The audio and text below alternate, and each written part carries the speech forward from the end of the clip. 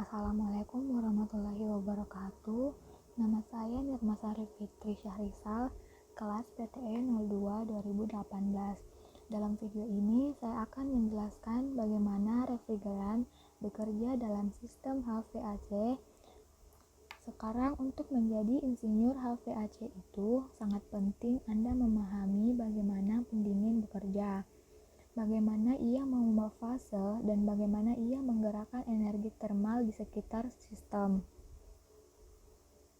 Teman-teman, saya hanya ingin meluangkan waktu untuk berterima kasih kepada Danfoss, sponsor kami untuk episode hari ini. Danfoss adalah sumber informasi dan sumber daya Anda yang dapat membantu Anda melalui transisi industri pendingin ke pendingin alami dan ramah iklim. Mereka memiliki pemahaman yang mendalam tentang semua peraturan baru dan dampaknya, dan mereka siap berbagi pengetahuan dan solusi mereka dengan Anda.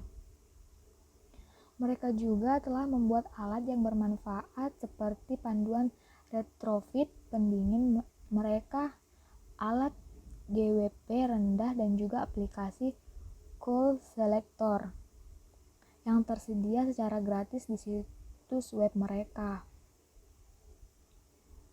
Baiklah, jadi lompat ke video. Sekarang tidak masalah apa jenis sistem yang Anda lihat dari kulkas di rumah Anda. Untuk unit split sederhana dan bahkan pendingin industri besar, pada dasarnya mereka semua bekerja sama. Dan itu karena mereka melewatkan pendingin di antara komponen utama evaporator, kompresor, kondensor, dan perangkat ekspansi. Ketika kita mengatakan pendingin, apa yang kita maksudkan adalah cairan yang dapat dengan mudah direbus dari cairan menjadi uap dan juga dikondensasi dari uap kembali menjadi cair. Dan ini harus dapat terjadi berulang kali tanpa kegagalan. Jadi, apa yang digunakan sebagai pendingin? Baik, kita bisa menggunakan air yang akan bekerja dan digunakan dalam pendingin penyerapan.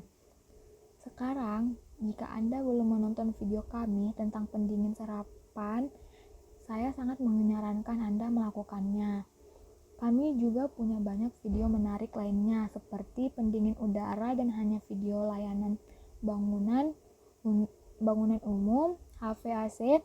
Jadi, lihatlah ini ketika Anda mendapat waktu. Tetapi alasan kami biasanya tidak menggunakan air di unit pendingin umum adalah karena ada pendingin yang dibuat khusus, yang dirancang khusus untuk tugas ini, dan sehingga mereka dapat melakukan jauh lebih baik.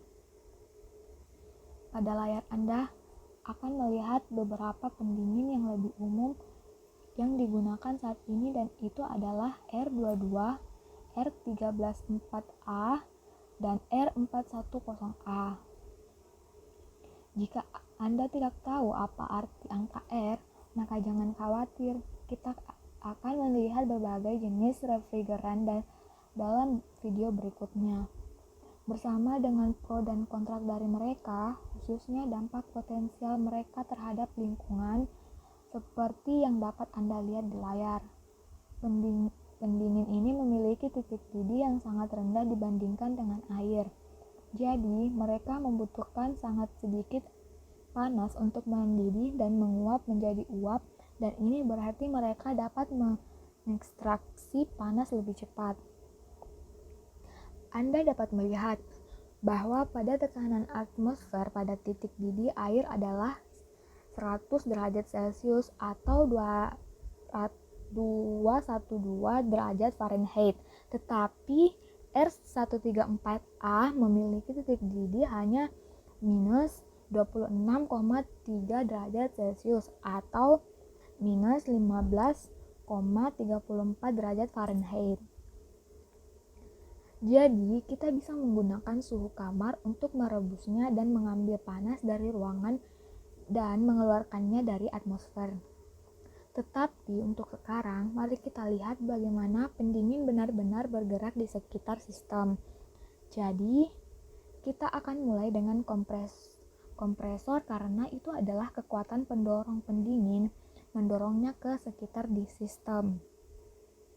Dan ada banyak jenis kompresor yang berbeda, tetapi dalam video ini kita hanya akan melihat tipe piston dasar, membuatnya sangat jelas dan mudah untuk memahami cara kerjanya.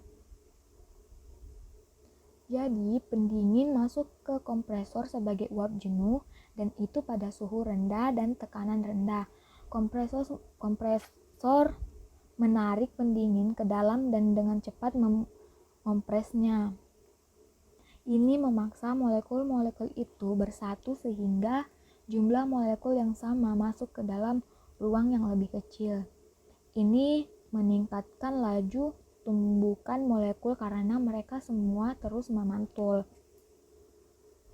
Ketika mereka bertabrakan, mereka mengubah energi kinetik menjadi panas. Pada saat yang sama, semua energi yang dimasukkan oleh kompresor diubah menjadi energi internal di dalam pendingin. Ini menghasilkan peningkatan pendingin dalam energi internal, entalpi, temperatur, dan tekanan. Dan Anda akan tahu ini jika Anda pernah menggunakan sepeda pompa menjadi sangat panas saat tekanan meningkat. Refrigeran sekarang berasal dari kompresor di sekitar kondensator atau kondensor. Kondensor adalah tempat semua panas yang tidak diinginkan ditolak ke atmosfer. Ini akan mencakup semua panas dari gedung serta panas dari kompresor. Ketika pendingin memasuki kondensor itu perlu suhu yang lebih tinggi dari udara di sekitarnya agar panas dapat ditransfer. Semakin besar perbedaan suhu, semakin mudah perpindahan panasnya. Pendingin masuk sebagai uap super panas pada tekanan tinggi dan suhu tinggi, dan melewati pipa kondensor. Kipas akan meniupkan udara melewati kondensor untuk menghilangkan panas, sama seperti Anda mungkin meniup sup panas untuk mendinginkannya. Karena pendingin melepaskan panas ini, ia akan mengembun menjadi cairan. Jadi, pada saat pendingin meninggalkan kondensor itu akan benar-benar cairan jenuh. Masih pada tekanan lebih tinggi, tetapi juga sedikit lebih dingin meskipun entalpi dan entropi akan menurun. Sekarang Anda akan melihat, ini jika Anda menuangkan air mendidih ke dalam gelas, Anda akan melihat semua uap mulai keluar darinya dan juga lapisan saat bersentuhan dengan gelas. Yang pada suhu yang lebih dingin, ia akan mengembun dan uap itu kemudian akan membentuk uap. Dan itu kemudian saat mengembun maka akan turun dan masuk ke bagian bawah gelas kembali menjadi cair.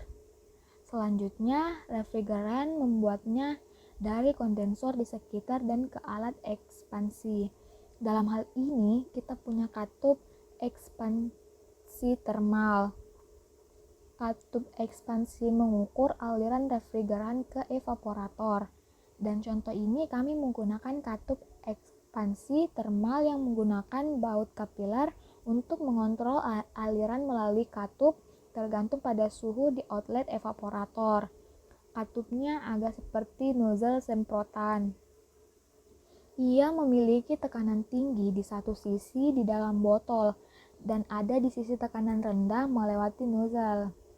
Ketika pemicu diperas, itu memungkinkan fluida lewat, dan ini akan menjadi campuran cairan dan uap.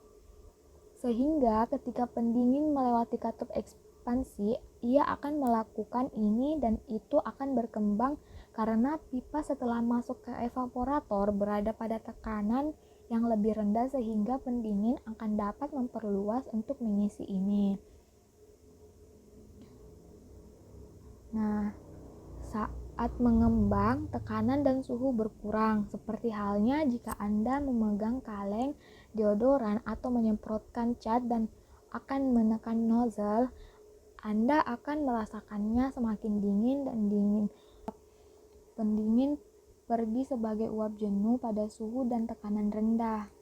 Suhunya hanya sedikit berubah, yang membingungkan banyak orang, tetapi alasannya tidak meningkat adalah karena sedang mengalami perubahan fasa dari cairan menjadi uap. Jadi, energi panas digunakan untuk memutuskan ikatan antara molekul-molekul, tetapi entalpi dan entropi mereka akan meningkat dan disinilah energi itu pergi. Suhu hanya akan berubah begitu fluida tidak lagi mengalami perubahan fase. Baiklah teman-teman, itu saja untuk video ini. Terima kasih banyak sudah menonton. Saya harap Anda menikmati itu dan itu membantu Anda.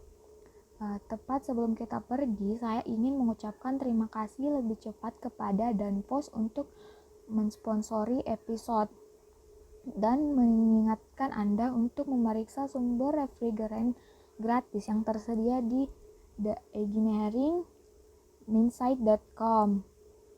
Terima kasih.